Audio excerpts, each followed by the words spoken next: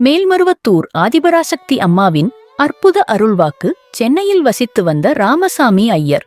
மேல்மருவத்தூர் ஆதிபராசக்தி சித்தர் பீடத்தின் மிகுந்த பக்தர். அவர் தனது நெருங்கிய நண்பருடன் சேர்ந்து ஒரு நாள் கோயிலுக்கு வந்திருந்தார்.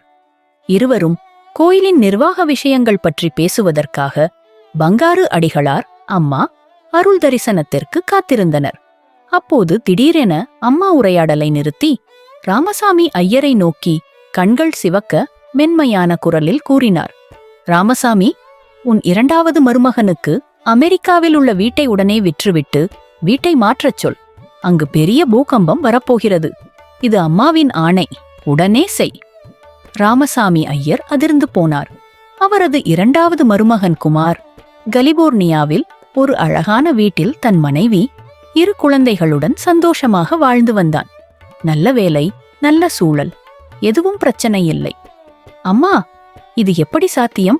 அங்கு பூகம்பம் வரும்னு எப்படி தெரியும் என்று தயக்கத்துடன் கேட்டார். அம்மா மென்மையாக சிரித்து, அம்மா தன் குழந்தைகளின் பாதுகாப்பை பார்த்துக் கொள்வாள். காரணம் பின்னால் தெரியும். உன் மருமகனுக்கு உடனே சொல்லு.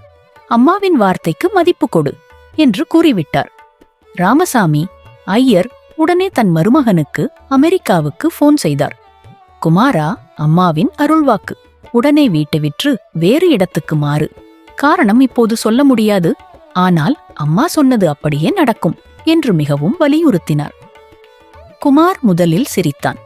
அப்பா, இது என்ன புது விஷயம்? அமெரிக்காவில் பூகம்பம் வரும்னு எப்படி தெரியும்? அறிவியல் ரீதியா இது சாத்தியமில்லையே என்றான்.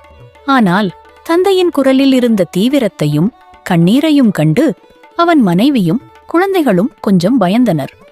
அம்மாவின் வார்த்தைக்கு மதிப்பு கொடுக்க வேண்டும் என்று குமார் முடிவு செய்தான்.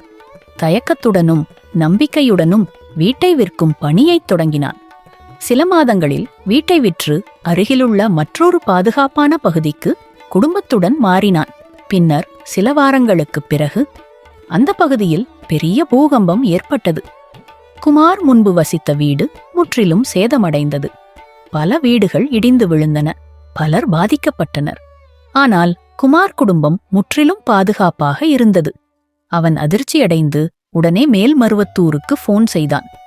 அப்பா, அம்மா சொன்னது 100% உண்மை. அம்மாவின் அருளால் எங்கள் குடும்பம் காப்பாற்றப்பட்டது. இல்லையென்றால் என்று கண்ணீருடன் நன்றி சொன்னான். ராமசாமி ஐயர் மீண்டும் அம்மாவிடம் சென்று, அம்மா, உங்கள் அருளால் என் மருமகன் குடும்பம் தப்பியது. உங்கள் அருள் எல்லையில்லாதது என்று சொன்னபோது அம்மா மென்மையாக சிரித்து, அம்மா தன் குழந்தைகளை எப்போதும் காப்பாற்றுவாள். பக்தியுடன் நம்பினால் போதும் என்று ஆசீர்வதித்தார். இந்த அற்புதம் அம்மாவின் தெய்வீக தரிசனத்தையும் அருள்வாக்கின் சக்தியையும் மீண்டும் உலகிற்கு நிரூபித்தது. அம்மா வேப்பிலை கொண்டு தொட்டு நோய்களை குணப்படுத்துவது போல இயற்கை பேரிடர்களிலும் தன் பக்தர்களை காப்பாற்றுவாள் என்பதற்கு இது ஒரு உதாரணமான நிகழ்வு. ஓம் சக்தி.